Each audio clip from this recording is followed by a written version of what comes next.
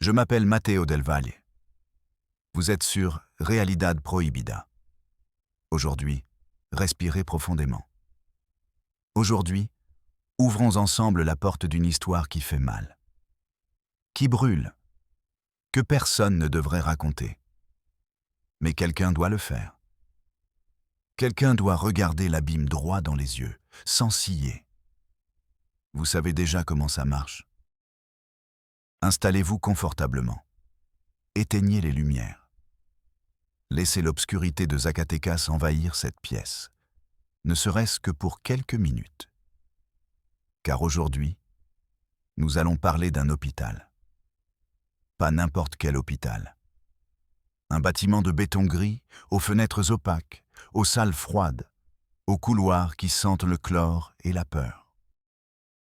Un endroit où, pendant des années, personne ne s'est demandé pourquoi tant de filles arrivaient le ventre gonflé. Des filles de 12, 13, 14 ans. Des filles qui ne savaient pas expliquer la vie qui grandissait en elles. Des filles qui, en accouchant, regardèrent les médecins avec des yeux vides. Des filles qui, lorsqu'on leur demandait qui était le père, ne savaient que murmurer. Ils étaient tous de la famille. Encore et encore. Ils étaient tous de la famille. La phrase tombait lourdement, comme une dalle sur le cœur. À Zacatecas, le silence a l'odeur de la poussière et du sang séché. La peur sent le chlore et la sueur froide. Les murs de l'hôpital renferment des secrets que même les fantômes ne veulent pas entendre. Mais aujourd'hui, vous et moi allons écouter. Même si cela fait mal. Même si cela brûle. Aujourd'hui, la vérité ouvre la bouche et crie. Car ce n'est pas seulement une histoire de filles enceintes. C'est une histoire sur le monstre qui vit dans l'ombre de la famille. D'abus déguisés en affection, du silence qui se transmet comme une malédiction. Prêtez attention au bruit d'une porte qui se ferme dans la nuit, aux gémissements étouffés derrière un mur fin, au regard perdu d'une jeune fille qui ne se reconnaît plus dans le miroir. C'est un appel à l'aide que personne n'a entendu. Mais aujourd'hui, nous l'entendons. Aujourd'hui, ne détournez pas le regard. Abonnez-vous. Partagez cette histoire. Laissez le monde entendre ce que le système a voulu enterrer. Car derrière chaque statistique, il y a un visage. Il y a un nom. Il y a un cœur qui a cessé de battre en silence. Je m'appelle Matteo Del Valle. Et ceci est Realidad Prohibida. La nuit où tout a commencé, le ciel au-dessus de Zacatecas semblait de plomb. Il ne pleuvait pas. Il n'y avait pas de vent. Il faisait juste une chaleur humide et collante, qui collait à la peau comme une seconde peau. Aux urgences, une infirmière nommée Laura a pris la main d'une jeune fille de 13 ans. La jeune fille ne pleurait pas. Elle ne parlait pas. Elle serrait seulement les dents, tandis que la sueur coulait sur son front. Elle savait que la douleur n'était que le début. Elle savait que, quand ce serait fini, personne ne la prendrait dans ses bras. Personne ne lui dirait que tout irait bien. Parce qu'il n'y avait personne. Seulement le regard froid d'un médecin, la lumière tamisée d'une lampe et le bruit lointain d'une ambulance. Laura lui caressa le front. Elle lui murmura de ne pas avoir peur. Mais les mots restaient coincés dans sa gorge, parce qu'elle aussi avait une fille de cet âge. Et elle ne pouvait s'empêcher de l'imaginer dans ce lit, avec cette douleur, avec cette peur. Pendant un instant, Laura ferma les yeux et respira profondément. L'odeur du sang et du désinfectant lui brûlait le nez. Son cœur battait si fort qu'elle sentait son pouls dans le bout de ses doigts. Puis, la petite fille lui serra la main. Un gémit. Un son court, aigu, comme celui d'un animal blessé. C'était le cri de quelqu'un qui n'espère plus être sauvé. De quelqu'un qui veut seulement que la douleur cesse. Lorsque la petite fille accoucha, le bébé pleura. un faible pleur, comme celui d'un chaton abandonné. La jeune fille ne le regarda pas. Elle ne le toucha pas. Elle ferma simplement les yeux et se laissa aller à l'épuisement. Laura enveloppa le bébé dans une couverture blanche. Elle essaya de sourire. Mais le sourire se figea sur ses lèvres. Car elle savait que l'histoire ne s'arrêtait pas là. Elle savait que dès que la petite fille se serait remise, elle rentrerait chez elle. Dans la même maison où tout avait commencé, où personne ne la protégerait, où le secret était toujours vivant, respirant dans les murs, attendant la prochaine victime. Cette nuit-là, Laura sortit de l'hôpital et respira l'air frais. Mais l'air sentait la cendre, la peur, l'impunité. Elle s'appuya contre le mur froid et laissa les larmes couler sur son visage. Pour la première fois depuis des années, elle se sentit petite, inutile, parce qu'elle savait qu'elle avait échoué. Pas seulement elle, tout le monde, tout le système. Quelques jours plus tard, Laura tenta de parler à son supérieur. Elle lui raconta ce qu'elle avait vu, ce qu'elle ressentait. L'homme ne leva même pas les yeux de son ordinateur. Il cligna des yeux, bâilla et lui dit « Laura, cela ne nous concerne pas. Si la mère ne porte pas plainte, nous ne pouvons rien faire. Ne te mêle pas de ça. Tu as déjà assez de problèmes. Laisse tomber. » La porte se referma avec un claquement sec. Le bruit résonna dans le couloir. Laura resta seule, les mains tremblantes et l'estomac noué. Le système ne voulait pas de justice. Il voulait le silence, la commodité, l'oubli. Laura rentre chez elle. Elle se lava les mains encore et encore. Mais l'odeur du chlore ne disparaissait pas, ni le goût amer dans sa bouche, ni le sentiment d'avoir laissé cette petite fille seule, une fois de plus, dans l'obscurité. C'était la première fois que Laura comprenait que l'horreur ne crie pas toujours. Parfois, elle murmure seulement. Parfois, elle vit entre quatre murs, dans des maisons qui semblent normales, dans des familles qui montrent leur meilleur visage au monde. Parfois, l'horreur porte le nom d'un père, d'un oncle, d'un grand-père. Parfois, l'horreur s'appelle famille. Mais aujourd'hui, l'horreur a un nouveau nom. Aujourd'hui, l'horreur s'appelle Zacatecas. Et quelqu'un doit le dire. Voilà pour la première partie élargie. La vérité n'arrive jamais d'un seul coup. Elle s'infiltre. De minuscules gouttes, les unes après les autres, qui finissent par tout inonder. À Zacatecas, la vérité est venue de la main d'un homme qui n'a jamais cherché à être un héros. Un journaliste local. Diego. 13 ans à parcourir les rues poussiéreuses, à prendre des photos, à interviewer les voisins, à écouter les voix que personne ne voulait entendre. Diego avait l'habitude de s'asseoir sous un jacaranda sur la place, derrière la cathédrale, pour observer la vie passer. Un après-midi, alors que l'air sentait la poudre à canon et le pain frais, une femme s'est approchée de lui. C'était Laura, l'infirmière.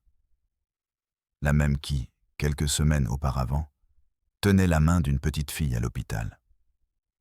Laura s'assit en face de lui, sans le saluer. Ses yeux cherchèrent les angles morts, les caméras, les visages familiers. Son corps était tendu, comme si elle s'attendait à recevoir une balle dans le dos. Laura n'avait pas peur de mourir. Elle avait peur de vivre en sachant ce qu'elle savait. D'une voix basse, presque un murmure, elle lui dit « Tu dois voir le dossier ». Diego fronça les sourcils. Il ne comprenait pas. Laura ajouta « Va à l'hôpital. Demande des nouvelles des filles. Les filles qui ne savent pas qui est leur père. » Sa voix se brisa. Un tremblement presque imperceptible parcourut ses mains, comme si elle essayait de lâcher un poids invisible. Diego sentit un frisson lui parcourir la nuque. Ce n'était pas de la peur, C'était le présage qu'il était sur le point de franchir une ligne. La ligne qui sépare l'indifférence de la conscience. Le silence de la vérité. Cette nuit-là, Diego ne parvint pas à dormir. Il se leva à plusieurs reprises, marcha dans sa chambre, observa la ville depuis la fenêtre. Les lumières de Zacatecas clignotaient, froides, lointaines. Comme si la ville elle-même savait ce qui allait se passer. Comme si le ciel lui envoyait un avertissement. Diego savait que s'il continuait, sa vie changerait pour toujours. Il savait que s'il tournait la page, il n'y aurait plus de retour en arrière possible. Mais il savait aussi que s'il restait silencieux, il serait complice. Complice du silence, complice de la douleur. Le lendemain, Diego chercha un infirmier en qui il avait confiance. Un homme aux petits yeux, aux mains épaisses, qui ne parlait jamais hors de propos.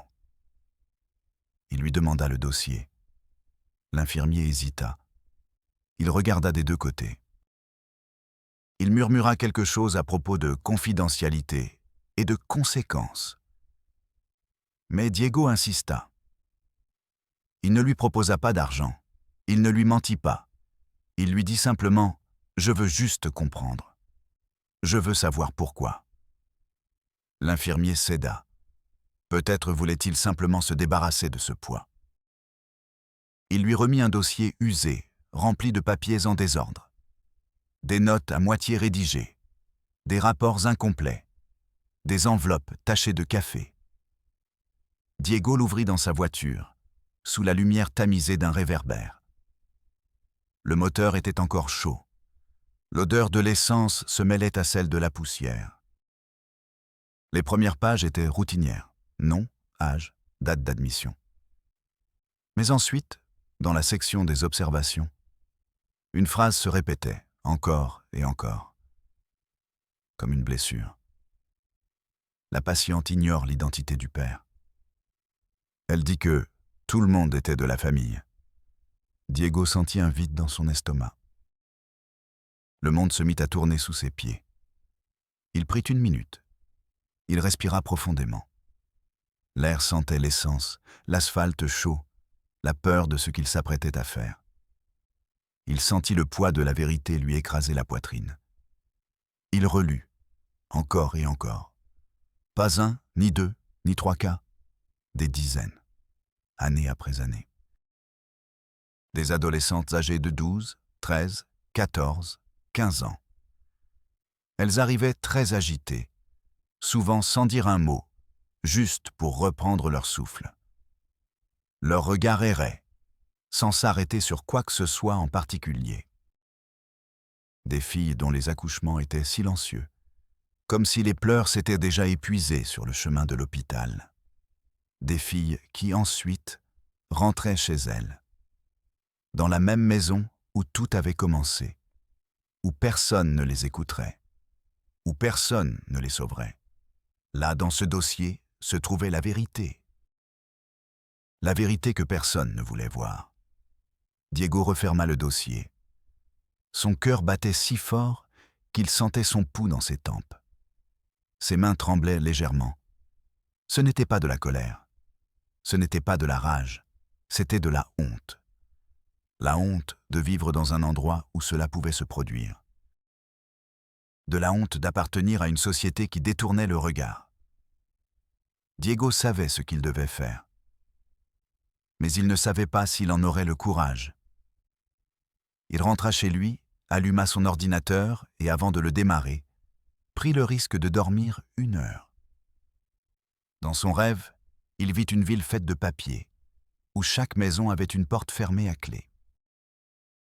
Et lorsqu'une porte s'ouvrait, ce qui en sortait était si sombre que cela dévorait la lumière du jour.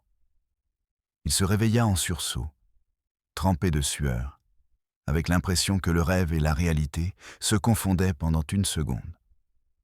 Ce matin-là, Diego se mit à écrire. Mot après mot, ligne après ligne, il reconstitua l'histoire. Il ne cherchait pas à exposer les victimes. Il cherchait à dénoncer le silence. Le silence complice d'un peuple, d'une ville, d'un pays qui préférait ne pas voir. Diego termina son article à minuit. La lumière de l'écran était la seule chose vivante dans la maison.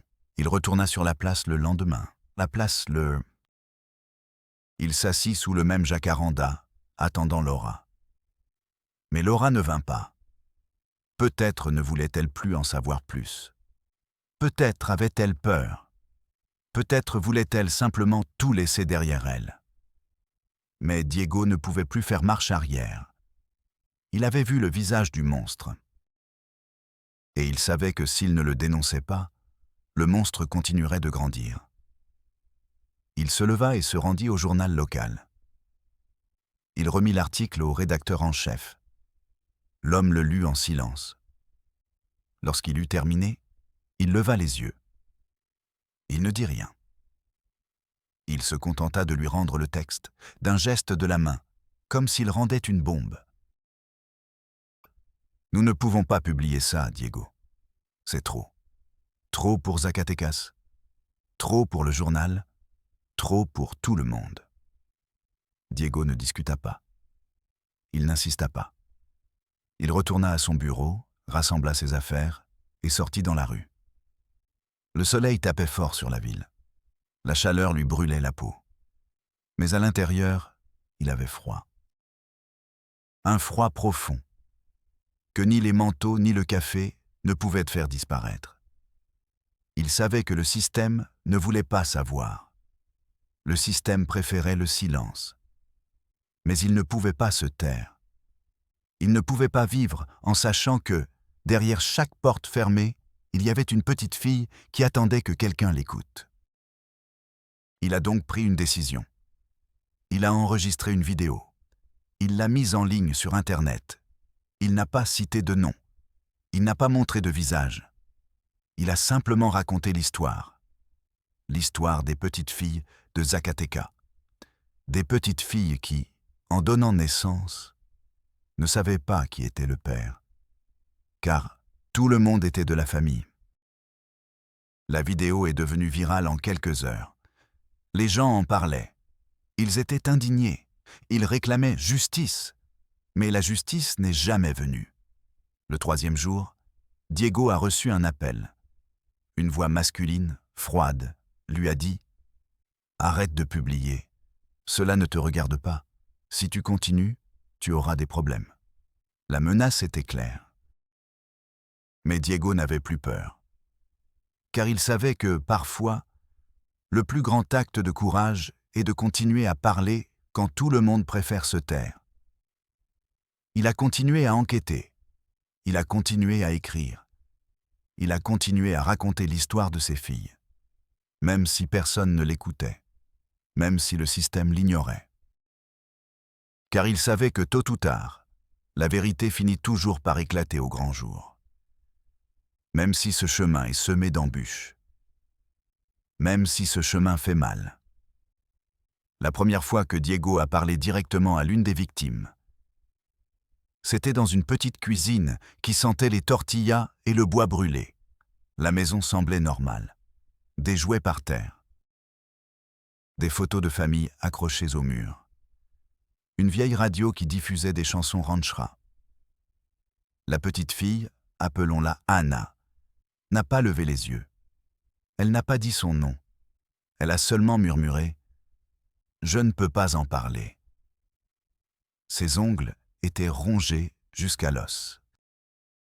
Ses petites mains calleuses s'agrippaient à son tablier comme à une bouée de sauvetage. Diego a attendu. Il n'a pas insisté. Il n'a pas enregistré. Il n'a pas pris de notes. Il s'est contenté d'écouter. Après un silence interminable, Anna a pris une profonde inspiration. L'air sentait les haricots et les larmes refoulées. Elle se mit à parler, d'une voix si faible, que Diego dut se pencher pour l'entendre. Elle raconta que la première fois, c'était la nuit. Elle avait 11 ans. Son oncle l'avait réveillée. Il lui avait dit qu'ils allaient te jouer. Il lui avait promis un bonbon si elle restait silencieuse. Il lui avait donné un bonbon à la fraise, le même qu'il donnait à sa fille. Il l'emmena dans une petite pièce sans fenêtre, avec un lit en métal et une couverture usée. Le matelas craquait. L'odeur de sueur et d'alcool l'étouffait. Anna ferma les yeux. Elle compta les carreaux du plafond. 1, 2, 3, 4. Elle essaya d'imaginer qu'elle était ailleurs. À l'école, au parc, n'importe où sauf là. Quand il eut fini, l'oncle s'en alla. Il ne la serra pas dans ses bras. Il ne lui donna pas d'autres bonbons. Il lui dit seulement de ne le raconter à personne. Que si elle parlait, il la punirait. Que si elle parlait, il la chasserait de la maison. Anna croyait qu'elle était la seule. Jusqu'à ce qu'une cousine lui avoue, également dans un murmure, qu'elle vivait la même chose. Avec son père, avec son grand-père, avec son cousin aîné. Toutes dans la même maison. Toutes avec le même secret. Toutes avec la même peur. Quand Anna est tombée enceinte, personne ne lui a posé de questions. Sa mère l'a emmenée à l'hôpital. Elle lui a dit de ne rien dire, de dire seulement qu'elle ne savait pas, que tout irait bien. Mais rien n'allait bien. Rien n'était plus comme avant. À l'hôpital, Anna a ressenti la douleur, la peur, la honte, et surtout, la solitude. Elle n'a pas pleuré, elle n'a pas crié. Elle a juste serré les dents et fermé les yeux. Quand le bébé est né, elle n'a pas voulu le voir. Elle n'a pas voulu le toucher. Elle ne voulait pas s'en souvenir. Elle pensait que si elle oubliait tout, elle pourrait peut-être redevenir une petite fille. Mais elle n'a pas pu. Plus jamais. De retour à la maison, tout le monde l'a regardée en silence. Personne ne lui a posé de questions sur le bébé. Personne ne l'a prise dans ses bras. Ils lui ont juste donné une tasse de café chaud et lui ont dit d'aller se coucher. Comme si rien ne s'était passé. Comme si tout était normal. Anna s'est glissée dans son lit, s'est couverte avec la couverture et a laissé les larmes l'étouffer en silence. La couverture sentait la poussière et la peur. Dans la cuisine, la radio était allumée. Quelqu'un riait. La vie continuait. Comme si de rien n'était. À l'hôpital, les infirmières savaient. Les médecins savaient. Les travailleurs sociaux savaient. Mais personne ne faisait rien. Un jour, une jeune médecin, nouvellement arrivée de la ville, a demandé pourquoi tant de filles arrivaient enceintes. Pourquoi tant d'entre elles ne savaient pas qui était le père. Pourquoi tant d'entre elles disaient « ils étaient tous de la famille ». La chef infirmière l'a regardée avec dédain. Elle lui a dit à voix basse « Ici, les choses sont différentes. Ne vous en mêlez pas. Faites votre travail et rentrez chez vous. » La docteure a insisté. Elle a demandé à parler au directeur. Le directeur l'a reçue dans un bureau rempli de papiers. Il lui a dit, tout en signant des documents sans la regarder, « Docteur, vous êtes nouvelle. Vous ne comprenez pas comment les choses fonctionnent ici. Si vous voulez garder votre travail, vous feriez mieux de vous taire. » La docteure quitta le bureau. Le couloir lui sembla interminable. L'air lui brûlait les poumons. Elle eut un haut le cœur. Elle s'appuya contre le mur froid et ferma les yeux.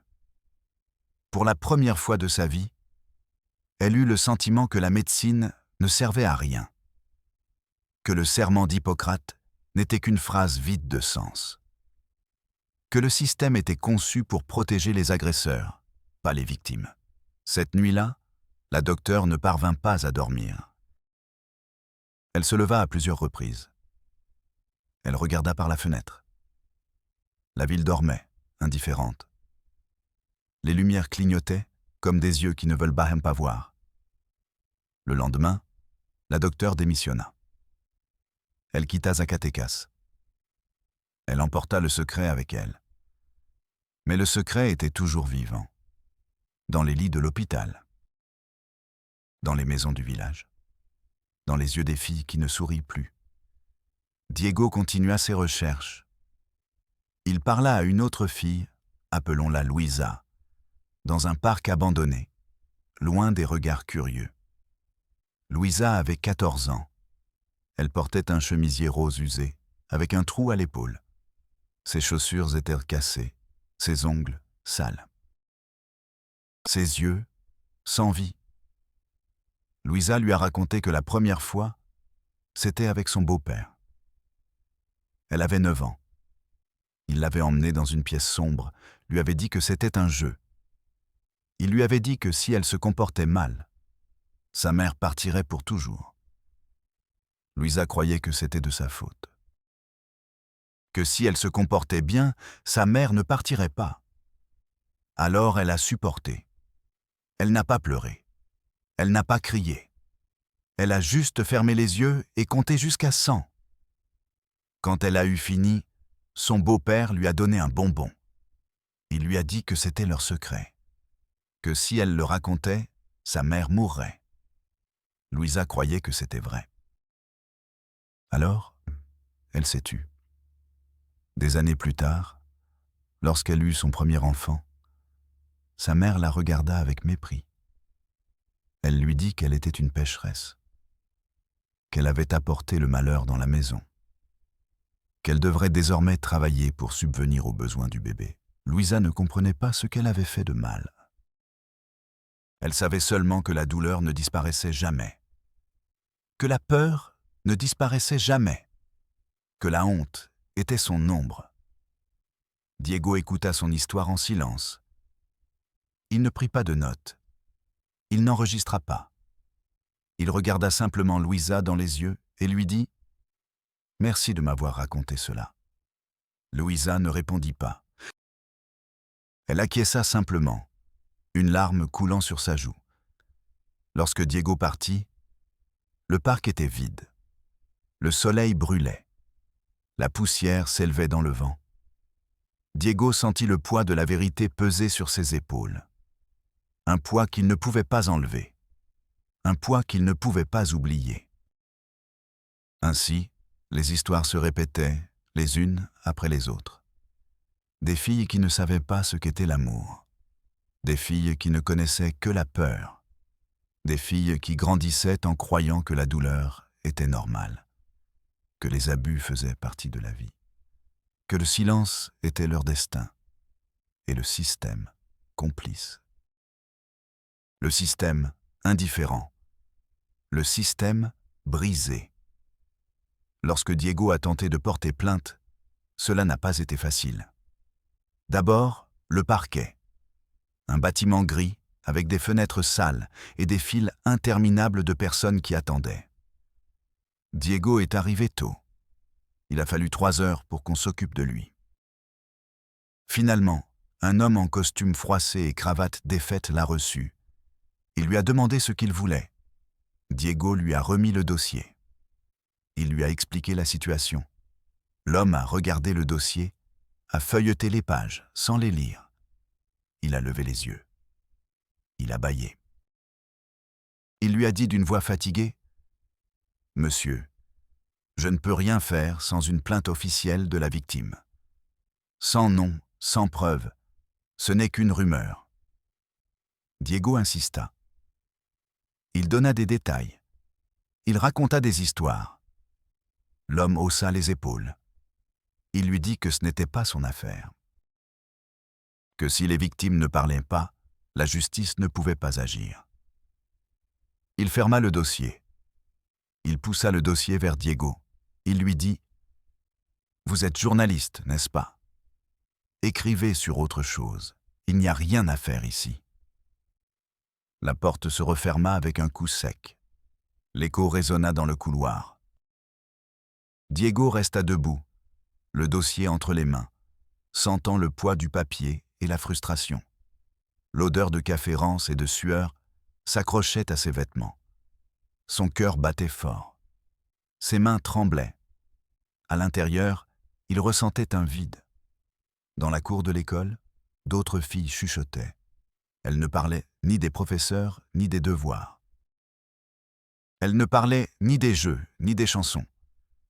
Elles parlaient de longues nuits, de portes fermées, de voix silencieuses. Mais personne ne les croyait. La professeure les grondait. La directrice les ignorait. La psychologue, quand il y en avait une, leur disait de ne pas inventer des histoires. L'une d'elles a été punie pour avoir menti. On l'a obligée à écrire 100 fois. Je ne dois pas inventer de mauvaises choses sur ma famille. La fillette a écrit en pleurant, tandis que la punition sentait la craie et l'humiliation. Après cela, elle n'a plus jamais parlé. Jamais. Mais dans son cahier, derrière la dernière page, elle a écrit un mot. À l'aide. Personne ne l'a vu. Personne ne l'a lu. Le cahier s'est perdu dans une boîte, oublié comme tant d'autres voix. Au centre de santé, une assistante sociale a essayé d'aider. Elle a demandé à une mère pourquoi sa fille de 12 ans était enceinte. La mère l'a regardée avec des yeux vides. Elle lui a dit, sans élever la voix, « Ne vous en mêlez pas, madame. Ici, les choses sont comme ça. Cela ne vous regarde pas. » L'assistante sociale a insisté. Elle avait déjà vu cela auparavant. Elle savait ce qui se passait. Elle a voulu parler à la jeune fille en privé. La mère a refusé. Elle l'a fait sortir de la consultation. L'assistante sociale est sortie dans le couloir. L'air sentait le chlore et la résignation. Elle s'est appuyée contre le mur. Elle avait froid. Ses mains tremblaient. Au fond d'elle, une voix lui disait qu'elle avait échoué, qu'elle était inutile, que le système ne changerait jamais. Elle retourna à son bureau. Elle ouvrit un dossier. Elle rédigea un rapport. Elle le rangea dans un tiroir. Le tiroir était rempli de rapports identiques. Des rapports que personne ne lirait. Des rapports qui ne changeraient rien. Le système ne voulait pas de justice. Il voulait le silence, l'ordre, l'archivage. Dans une maison à la sortie du village, 3 générations vivaient sous le même toit. Grands-parents, parents, enfants, petits-enfants. La maison sentait la soupe et la tristesse. La nuit, quelqu'un entrait dans la chambre des plus petites. Elle savait ce qui allait se passer. Elles fermèrent les yeux. Elles priaient. Mais Dieu ne répondait pas. Le lendemain, rien ne changeait. Personne ne posait de questions. Personne n'en parlait. La vie continuait. Les filles allaient à l'école. Les mères cuisinaient. Les grands-parents regardèrent la télévision. Les hommes partaient travailler. Tout semblait normal. Mais derrière chaque porte, il y avait un secret. Une histoire que personne ne voulait raconter. Une vérité que personne ne voulait entendre. Lorsque Diego s'est rendu à la Commission des droits de l'homme, il a été accueilli par une femme vêtue d'un tailleur beige. Elle lui a offert un café. Elle l'a écouté attentivement. Elle a pris des notes. Elle lui a donné un numéro de dossier. Elle lui a promis qu'il mènerait une enquête. Ils n'ont jamais appelé. Un mois plus tard, Diego est revenu. On lui a dit que l'affaire était classée, qu'il n'y avait pas suffisamment de preuves, qu'il ne pouvait rien faire sans le témoignage des victimes. Diego a insisté. Il a donné des noms. Il a raconté des histoires. Il a montré des documents. La femme l'a regardé avec tristesse. Elle lui a dit « Je comprends votre douleur, monsieur, mais le système a ses limites. Si les victimes ne parlent pas, nous avons les mains liées. » Diego est sorti du bureau. Le soleil lui brûlait le visage. Son cœur était lourd. Il savait que justice ne serait pas faite, que l'impunité l'emporterait, que le silence régnerait. Mais il continua. Il ne pouvait pas abandonner. Il ne pouvait pas laisser le monstre gagner. À l'hôpital, une nouvelle infirmière, fraîchement diplômée, osa poser la question. Elle voulait savoir pourquoi tant de jeunes filles arrivaient enceintes. Pourquoi tant d'entre elles ne savaient pas qui était le père? Pourquoi tant d'entre elles disaient Ils étaient tous de la famille. La chef infirmière l'a convoqué dans son bureau. Elle lui a dit d'une voix froide : « Vous ne comprenez pas comment les choses fonctionnent ici. Si vous voulez garder votre travail, vous feriez mieux de vous taire. Ici, nous ne sommes pas des policiers. Ici, nous sommes des médecins. » La jeune infirmière est sortie du bureau. Le couloir lui semblait interminable. L'air sentait le désinfectant et la peur. Elle s'appuya contre le mur froid. Elle ferma les yeux. Au fond d'elle-même, elle sentait que l'espoir lui échappait, que le système l'avait vaincue, que la réalité était plus forte que son envie d'aider. Le lendemain, la jeune infirmière démissionna. Elle quitta Zacatecas. Elle emporta le secret avec elle. Mais le secret était toujours là, dans les lits de l'hôpital, dans les maisons du village, dans les yeux des petites filles qui ne sourient plus. Dans une maison de la périphérie, une grand-mère tricotait en silence. Les aiguilles métalliques s'entrechoquaient doucement, tandis que la télévision diffusait un son faible.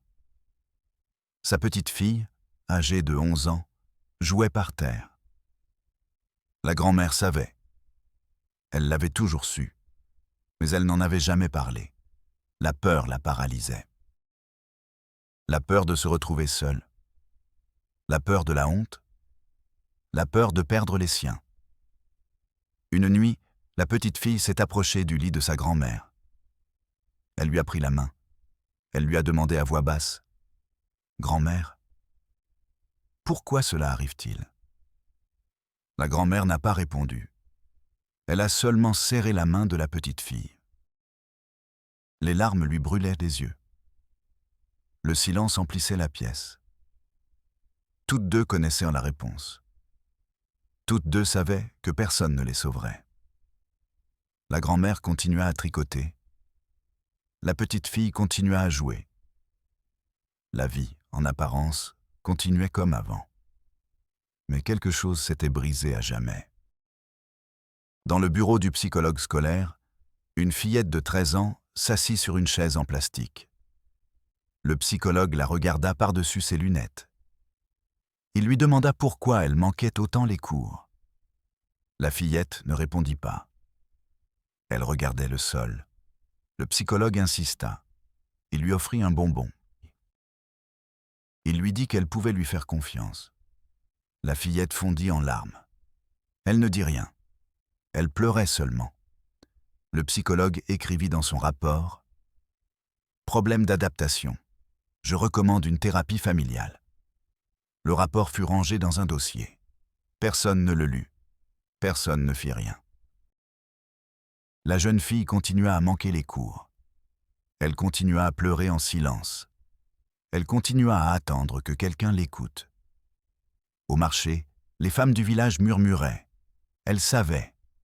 Elles l'avaient toujours su. Mais personne n'en parlait. Personne ne dénonçait. Personne n'intervenait. La honte les paralysait. La peur de l'exclusion. La peur de la vengeance. La peur de perdre le respect.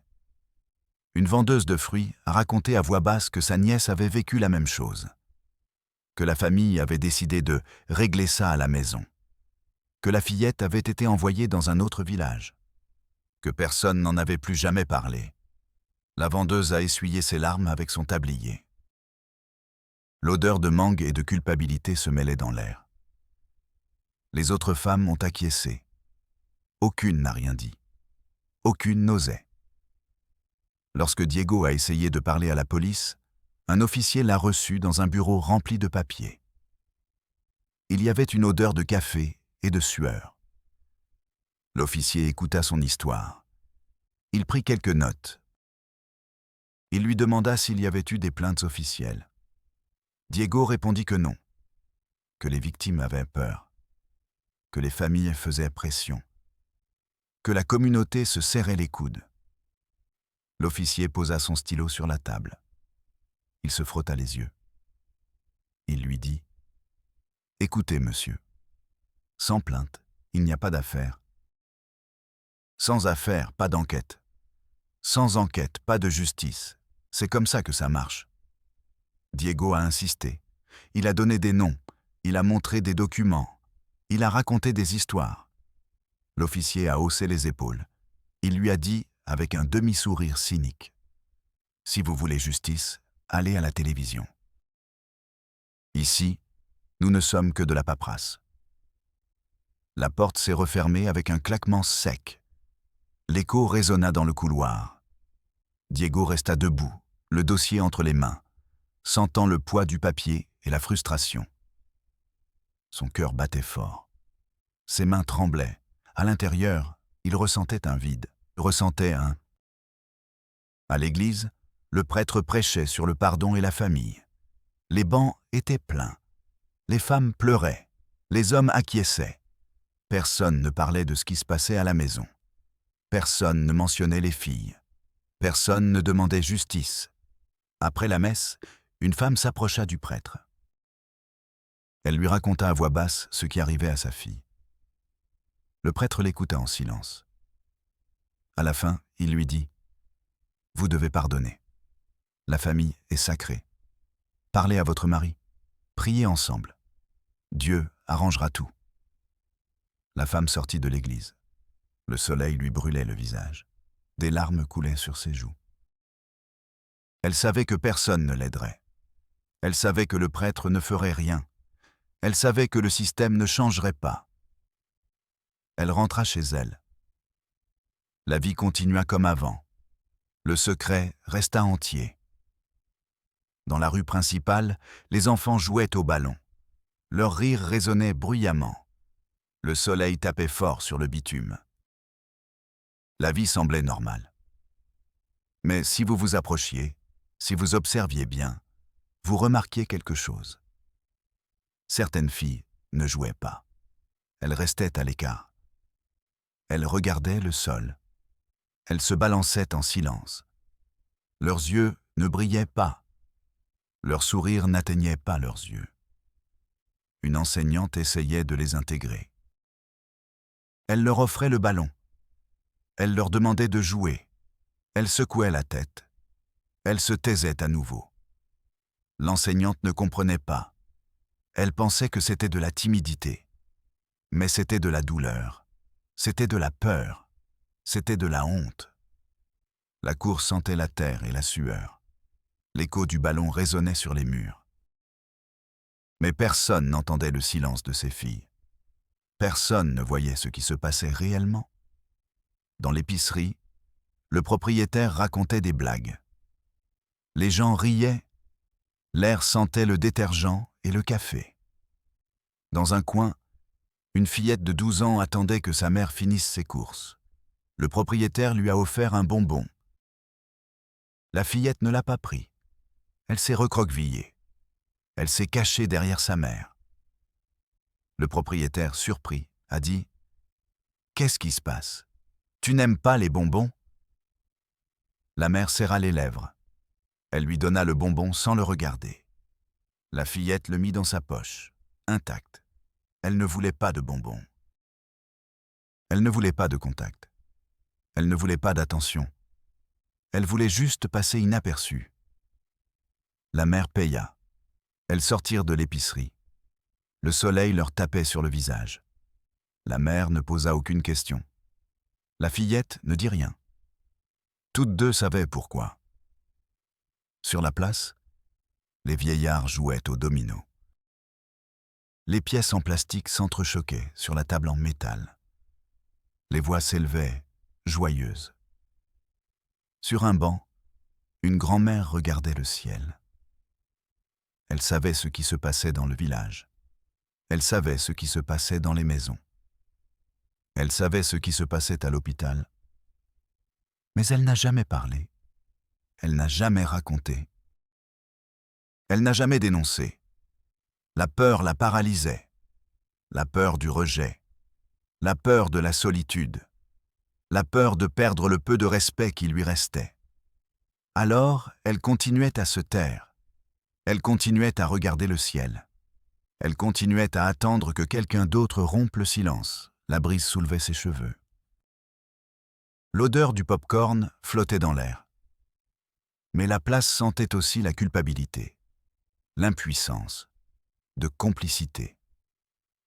Lorsque Diego a essayé de parler à une députée locale, il a été reçu dans un grand bureau climatisé et équipé de meubles neufs. La députée l'a écouté attentivement. Elle a pris des notes. Elle lui a promis qu'elle allait enquêter. Elle lui a demandé des documents. Elle lui a demandé des noms. Elle lui a demandé des témoignages. Diego les lui a fournis. Il était plein d'espoir. Il pensait que, enfin, quelqu'un de puissant allait agir. Mais des semaines ont passé. Personne ne l'a appelé. Personne ne lui a répondu. Un mois plus tard, Diego est retourné au bureau. On lui a dit que la députée était occupée, que ce n'était plus une affaire prioritaire, qu'il y avait d'autres problèmes dans l'État. Diego a insisté. Il a donné d'autres noms. Il a raconté d'autres histoires. La secrétaire le regarda avec pitié.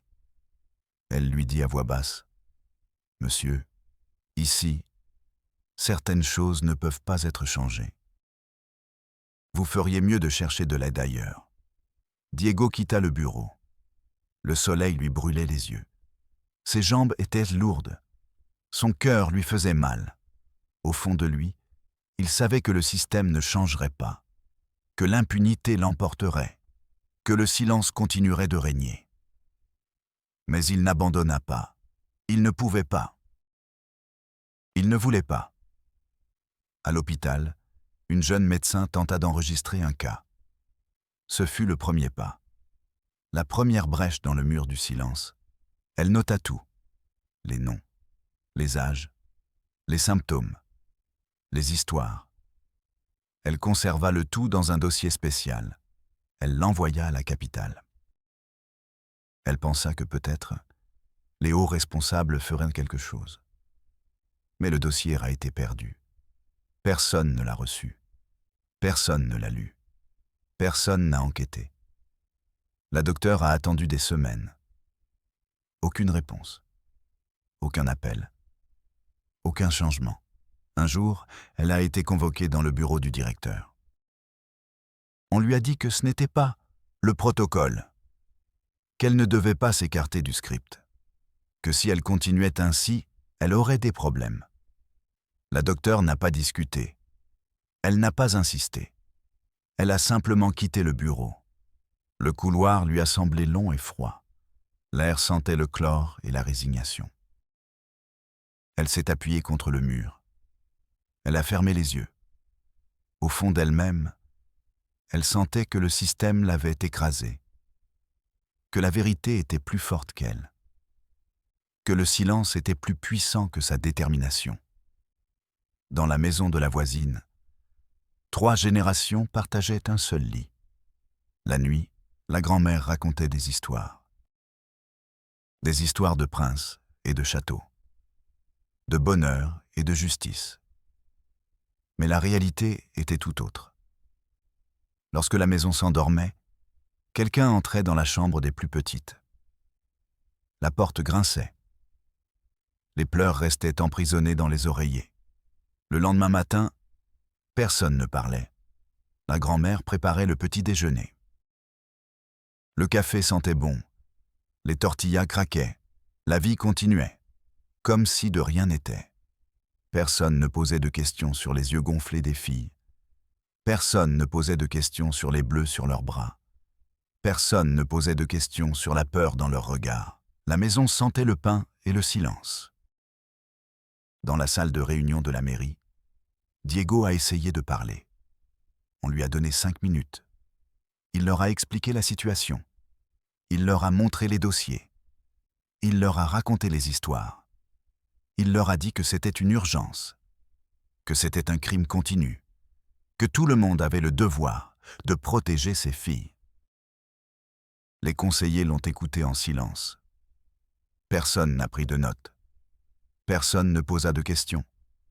Personne ne s'indigna. À la fin, le maire lui dit « Monsieur, nous comprenons votre inquiétude. Mais cela relève de la responsabilité des familles, pas du gouvernement. Si les victimes ne portent pas plainte, nous ne pouvons pas intervenir. C'est tout. Ils lui ouvrirent la porte. Le couloir sentait le chlore et la corruption. Diego resta immobile un instant. Son cœur battait la chamade. Ses mains tremblaient. Le vide dans sa poitrine le brûlait. Il savait que les portes du pouvoir étaient fermées, que la justice ne viendrait jamais de là. Dans le cabinet du médecin rural, une jeune fille de 14 ans a essayé de parler. Le médecin, fatigué, aux grandes mains et aux lèvres fines, lui a posé des questions sur sa grossesse. La jeune fille baissa les yeux. Elle se mordit la lèvre. Elle ne dit rien. Le médecin insista. Il lui demanda qui était le père. La jeune fille se contenta de secouer la tête. Le médecin signa le rapport. Il le rangea dans un dossier. Il lui dit « Reviens dans un mois pour voir comment tu vas. » Il ne lui proposa pas son aide. Il ne lui demanda pas si elle avait besoin de parler. Il ne lui demanda pas si elle allait bien. La fillette sortit du cabinet. L'air du village lui brûlait le visage. La poussière lui piquait les yeux. La douleur lui pesait sur l'âme.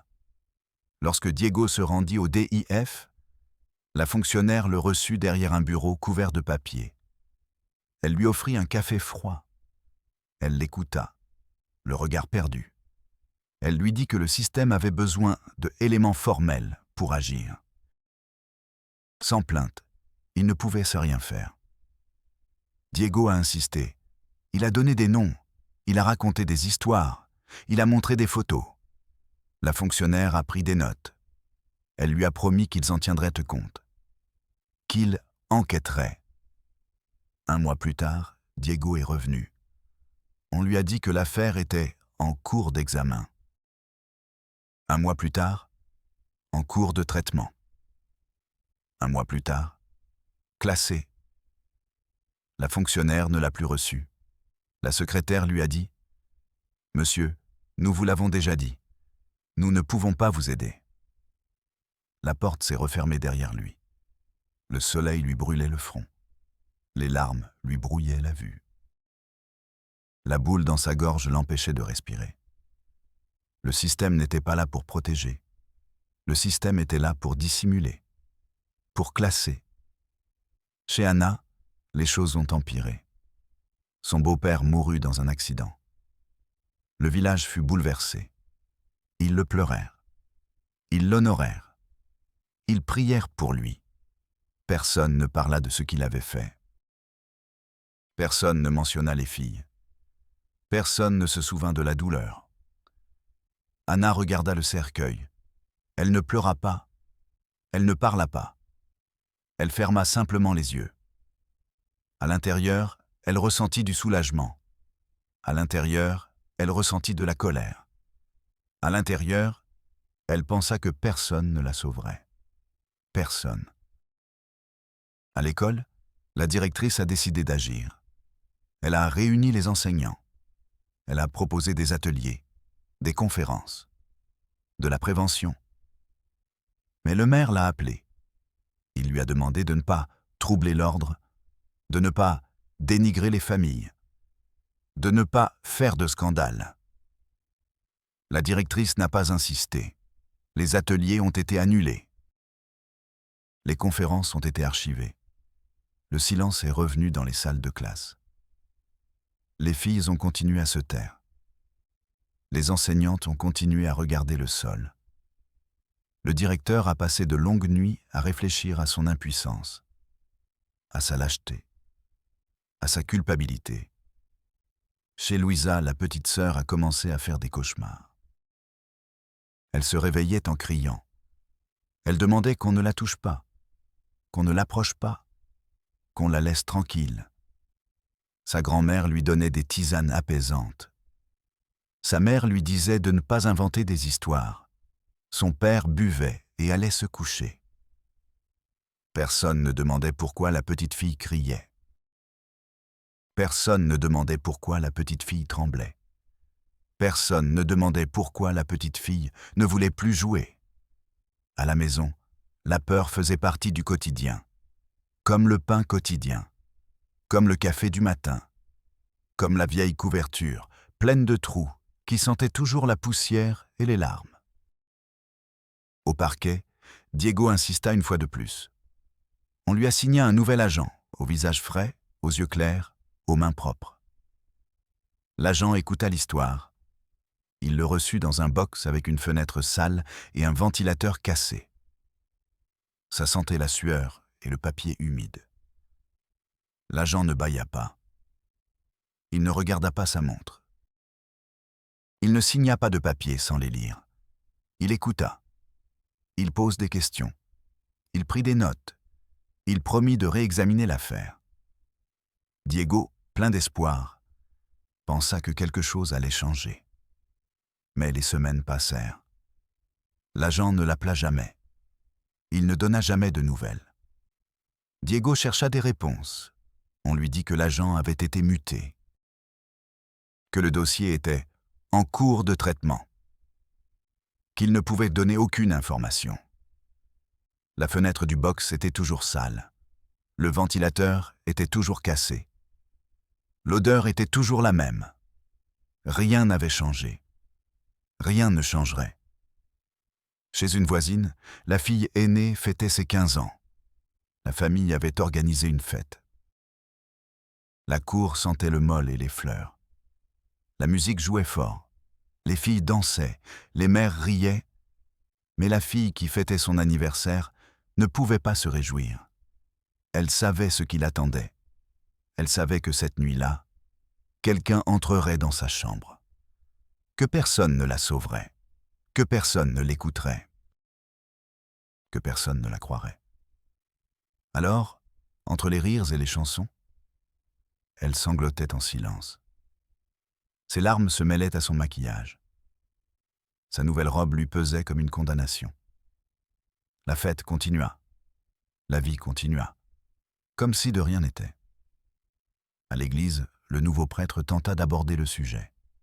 Il baissa la voix. Il ne cita aucun nom. Il ne désigna aucun coupable. Il parle seulement de l'importance de protéger les enfants, de dénoncer les abus, de briser le silence. Mais les gens n'applaudirent pas. Ils n'approuvèrent pas. Ils ne furent pas émus. Les regards se croisèrent, les mains s'entrelacèrent, les têtes s'abaissèrent. Personne ne dit rien. Le prêtre termina son sermon à voix basse. L'encens flottait dans l'air. L'orgue jouait une mélodie triste. Le silence était plus fort que la musique. Dans le cabinet du psychologue, une petite fille tenta une nouvelle fois de parler. Le psychologue, nouveau, avec ses lunettes rondes et sa voix douce, l'invita à dessiner. La petite fille dessina une maison. Une grande maison avec beaucoup de fenêtres. Une porte fermée. Et une petite fille qui pleurait à l'intérieur. Le psychologue ne la pressa pas. Il lui demanda calmement « Tu veux me raconter quelque chose ?» La petite fille secoua la tête. Mais elle ne quitta pas le dessin des yeux. Ses mains tremblaient. Sa gorge palpitait. Le silence envahit la pièce. Le psychologue rangea le dessin dans un tiroir. Il lui promit qu'elle pourrait parler quand elle le voudrait. Mais la petite fille ne parla jamais. Elle resta toujours silencieuse. Avec le temps, le dessin se perdit. Dans la rue, les hommes continuaient à s'amuser. Ils buvaient. Ils riaient. Ils racontaient des blagues. Ils ne parlaient jamais de ce qui se passait chez eux.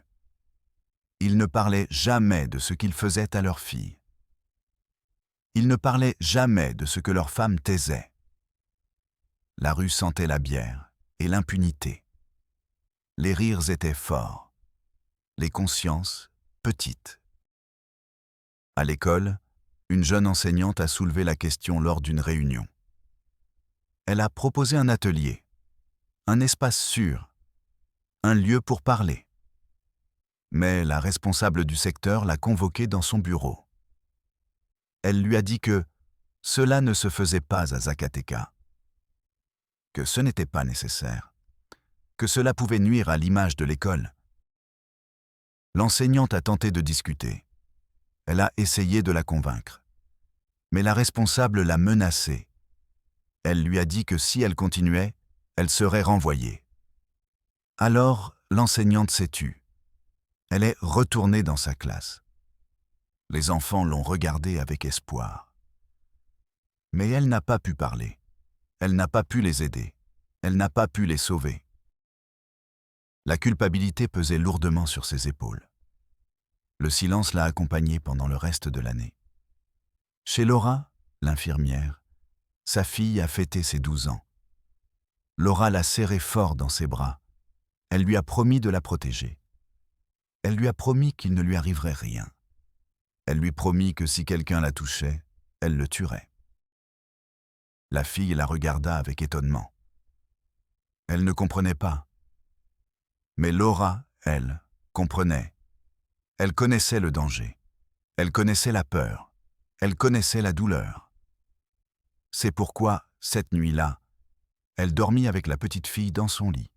Elle lui prit la main. Elle lui chanta une chanson. La promesse l'accompagna toute la nuit. Mais la peur aussi. Dans le village, la vérité restait un secret. Un secret que tout le monde connaissait. Un secret que personne ne racontait. Un secret qui, parfois, apparaissait dans les yeux des filles, dans leur regard perdu, dans leur silence éternel, dans leur attente interminable. Mais le secret n'était plus seulement un murmure. Ce n'était plus seulement une ombre. Ce n'était plus seulement une blessure. Le secret faisait partie intégrante de Zacatecas. Il faisait partie de son sang. Il faisait partie de sa mémoire. Parfois, la vérité n'a pas besoin de mots. Parfois, la vérité se raconte d'elle-même, dans les yeux, dans le corps, dans l'âme. Dans le bureau d'un juge, Diego et un groupe de femmes ont tenté de parler. Le juge, vêtu d'un costume sombre, le regard froid, les a reçus dans une salle d'audience vide. Les chaises en bois craquaient. L'écho des pas résonnait sur les hauts murs. Les femmes, les yeux gonflés, ont raconté leur histoire. Les filles, désormais adultes, la voix brisée, ont expliqué ce qu'elles avaient vécu. Le juge a écouté. Il a pris des notes. Il a posé des questions. Finalement, il consulta le dossier, le referma et déclara « Sans preuve, sans plainte, sans témoin, nous ne pouvons rien faire. Le système a ses limites. Je suis désolé. » Les femmes quittèrent le tribunal. Le soleil leur brûlait le visage. Le peu d'espoir qui leur restait s'évanouit. Elles savaient que la justice n'était pas faite pour elles. Elles savaient que le système ne protégeait que les agresseurs. Elles savaient que leur douleur était incurable. À l'intérieur, la rage grandissait. À l'intérieur, l'impuissance s'incarnait. À l'intérieur, quelque chose se brisait à jamais. Beaucoup de ces filles ont fini à l'orphelinat. Le bâtiment sentait l'eau de Javel et la tristesse. Les lits étaient alignés, parfaits, froids. Les filles ne jouaient pas. Elles ne riaient pas. Elles ne parlaient pas. Elles attendaient seulement. Elles attendaient que quelqu'un les aime. Elles attendaient que quelqu'un les sauve. Mais personne ne venait.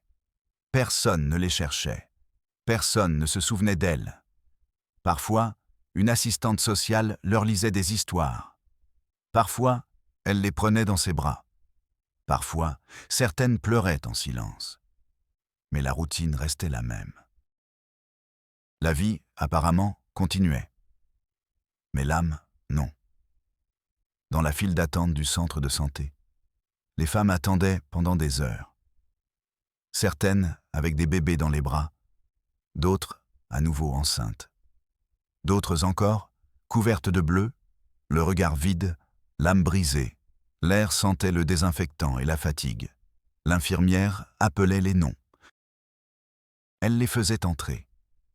Elle leur demandait quels étaient leurs symptômes, quels médicaments elles prenaient, si elles avaient été vaccinées. Mais elle ne leur demandait jamais si elles souffraient. Elle ne leur demandait jamais si elles avaient peur. Elle ne leur demandait jamais la vérité. Alors les femmes se taisaient. Elles supportaient. Elles résistaient. Parce qu'elles savaient que si elles parlaient, personne ne les écouterait. Parce qu'elles savaient que le système ne donnait que des pilules, pas de réponse. Parce qu'elles savaient que la vie n'avait pas de remède. À la morgue, un médecin légiste a examiné le corps d'une jeune fille de 14 ans. Il a noté les blessures. Il a pris des photos. Il a rédigé un rapport. Mais personne n'a demandé pourquoi. Personne n'a demandé où était le père. Personne n'a demandé où était la famille. L'affaire a été classée comme suicide. La famille a récupéré le corps. Ils l'ont veillé en silence. Ils l'ont enterré en secret. Personne n'a parlé de ce qui s'était passé. Personne n'a cherché de réponse. Personne n'a réclamé justice. La tombe est restée sans fleurs, sans nom, sans souvenir. Le cimetière sentait la terre humide et l'oubli. Dans le cabinet du psychologue, une mère a essayé de parler. Elle lui a raconté ce qui arrivait à sa fille. Elle lui a dit qu'elle avait peur, qu'elle ne savait pas quoi faire, qu'elle ne pouvait pas porter plainte. Le psychologue l'a écoutée. Il a pris des notes. Il lui a proposé son aide. Il lui a donné un numéro de téléphone, une adresse, un contact. Mais la mère n'a jamais appelé. Elle n'y est jamais allée. Elle n'a jamais rien fait. La peur la paralysait. La peur de perdre les siens. La peur de se retrouver seule. La peur de la honte. Alors elle a continué à se taire, à supporter, à résister, car le silence était la seule chose qui lui restait. Dans la rue, les hommes continuaient à s'amuser.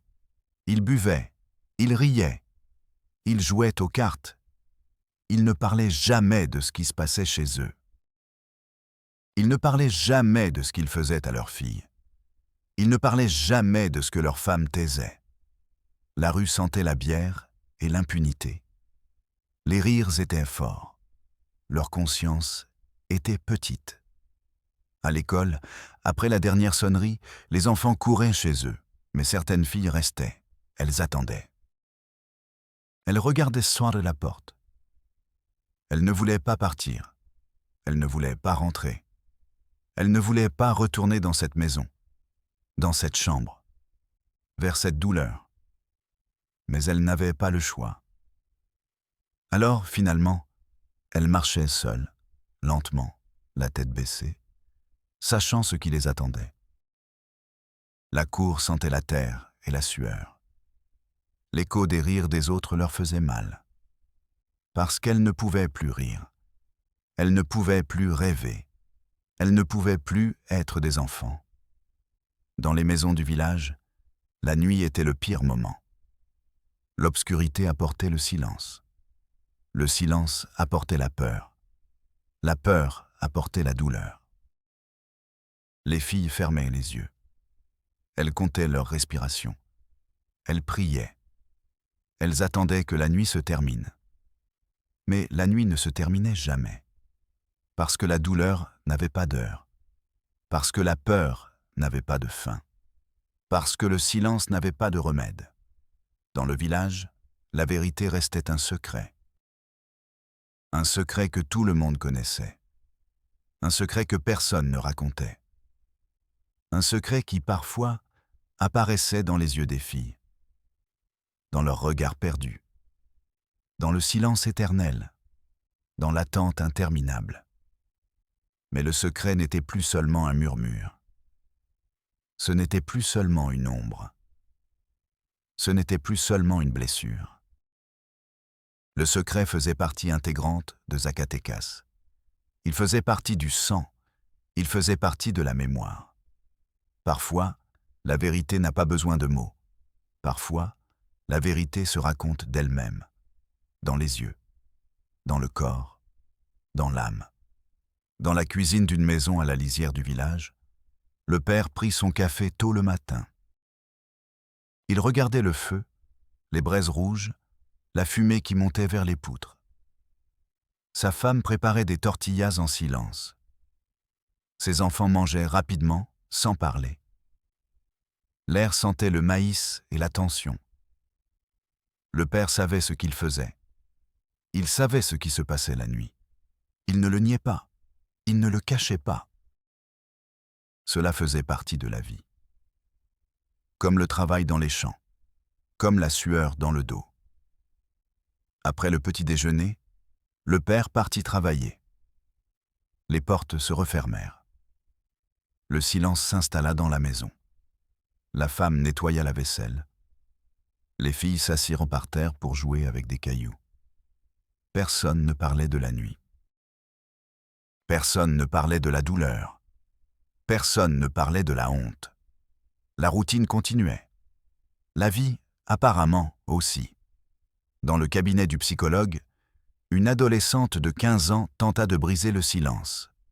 Le psychologue, un jeune homme aux mains douces, lui demanda comment elle se sentait. L'adolescente baissa les yeux. Elle déglutit. Elle ne dit rien. Le psychologue n'insista pas. Il lui proposa des crayons de couleur. Il lui demanda de dessiner sa maison. L'adolescente dessina une porte fermée, et une petite fille qui pleurait derrière. Le psychologue regarda le dessin. Il ne dit rien. Il rangea simplement le papier dans un dossier. Il lui promit qu'elle pourrait parler quand elle le souhaiterait. Mais l'adolescente ne parle jamais. Le dessin fut oublié dans le tiroir. Le silence resta son refuge. Dans la file d'attente du DIF, les femmes attendaient une aide alimentaire. Le soleil tapait fort. La poussière tourbillonnait dans le vent. Les femmes portaient des sacs vides. Elles attendaient du lait, du riz, des haricots. Elles n'attendaient pas la justice. Elles n'attendaient pas de réponse. Elles savaient que l'aide arrivait trop tard. Elles savaient que le système ne les écoutait pas. Elles savaient que leur vie ne changerait pas. Alors elles attendaient, en silence, le regard baissé, le cœur brisé. Au tribunal, une affaire a été jugée. Une petite fille courageuse, soutenue par sa tante, a porté plainte. Il y avait des témoins, il y avait des preuves, il y avait de l'espoir. Mais le juge a retardé la procédure. L'accusé a été libéré. La famille a reçu des menaces. La petite fille avait peur. La tante avait peur.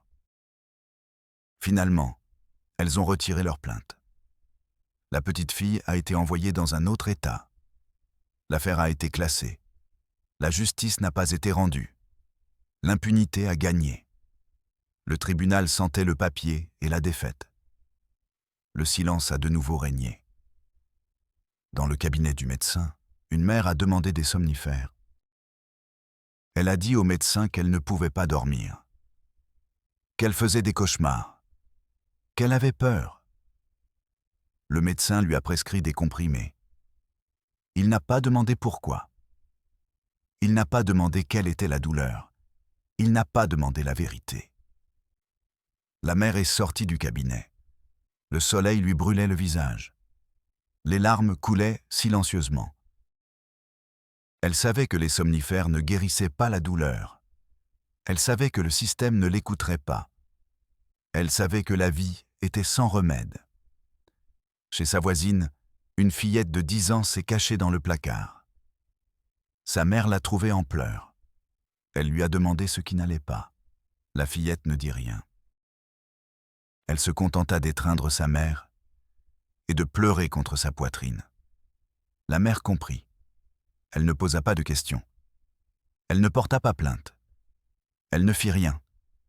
Elle se contenta d'étreindre sa fille. Toutes deux pleurèrent en silence. Elle savait qu'il n'y avait pas d'issue. Elle savait qu'il n'y aurait pas de justice. Elle savait que la douleur était sans fin. À l'école, après la récréation, une enseignante a trouvé une petite fille en pleurs dans les toilettes. Elle lui a demandé ce qui n'allait pas. La petite fille n'a rien dit. Elle a seulement pleuré plus fort. L'enseignante l'a prise dans ses bras. Elle n'a rien dit. Elle n'a pas insisté. Elle l'a simplement serrée contre elle. Toutes deux savaient pourquoi elle pleurait. Toutes deux savaient que la vérité ne pouvait être dite. Toutes deux savaient que le silence était la seule chose qui restait. Les toilettes sentaient le chlore et la douleur. Les murs gardèrent le secret. Dans le parc, les enfants continuaient à jouer. Les rires résonnaient fort. Le soleil brillait. La vie, apparemment, continuait comme avant. Mais les filles qui avaient souffert ne jouaient pas. Elles ne riaient pas. Elles ne parlaient pas. Elles regardaient seulement. Elles supportaient. Elles résistaient. Parce qu'elles savaient que le bonheur n'était pas pour elles. Parce qu'elles savaient que la douleur était leur destin. Parce qu'elles savaient que le silence était leur seule compagnie. Le parc sentait l'herbe et la peine. Le monde continuait de tourner. Mais pour elles, le temps s'était arrêté. À Zacatecas, les jours passent. Les rues sont toujours pleines de vie. Les mères continuent de cuisiner. Les enfants continuent de jouer. Les églises continuent d'être pleines. Le soleil continue de briller. Mais quelque chose a changé. Le secret n'est plus seulement un murmure. Le secret est une plaie ouverte. Une cicatrice dans l'âme du peuple. Une tache qui ne peut être lavée. Les autorités n'ont pas changé. L'hôpital n'a pas changé. Le système n'a pas changé.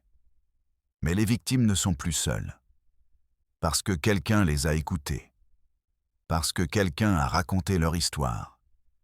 Parce que quelqu'un a brisé le silence. Il n'y a pas eu de justice. Il n'y a pas eu de punition. Il n'y a pas eu de rédemption. Mais il y a eu la vérité.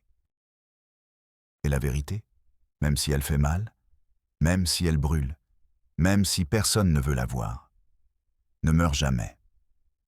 Parfois, la vérité est la seule chose qui reste. La seule chose qui ne peut être effacée. La seule chose qui ne peut être archivée. Dans cet hôpital, les murs gardent des secrets. Dans ces maisons, les lits gardent des histoires. Dans ces rues, la poussière garde des larmes. Mais aujourd'hui, la mémoire a un nom. Elle s'appelle Zacatecas. Elle s'appelle douleur. Elle s'appelle honte. Mais elle s'appelle aussi espoir. Car tant que quelqu'un se souvient, tant que quelqu'un raconte, tant que quelqu'un écoute, l'horreur ne triomphe pas. L'horreur ne gagne pas. L'horreur ne survit que dans l'oubli. Et aujourd'hui, personne n'oublie. Personne ne peut oublier. Si un jour vous revenez à Zacatecas, ne regardez pas seulement les façades. Écoutez le silence. Observez les regards. Ressentez le poids de la vérité. Et souvenez-vous, derrière chaque apparence normale peut se cacher le pire des secrets. Souvenez-vous-en. Racontez-le. Ne vous taisez pas, car le silence est le meilleur allié du monstre. Car la vérité, même si elle fait mal, est le seul chemin vers la lumière. Je m'appelle Matteo Del Valle. Et ceci est Réalité interdite. À bientôt pour la prochaine histoire. Ne détournez pas le regard. Ne restez pas silencieux. La vérité a besoin de nous tous. Je suis là. Vous êtes là. Ensemble, nous pouvons faire reculer les ténèbres. Ensemble, nous pouvons faire en sorte que la réalité interdite cesse d'être un secret. C'est tout pour le moment. À la prochaine fois. N'oubliez pas de vous abonner. N'oubliez pas de partager. Car parfois, le plus grand acte de courage est de ne pas détourner le regard. Je m'appelle Matteo Del Valle. Et ceci est ma parole. Au revoir. À la prochaine Réalité interdite.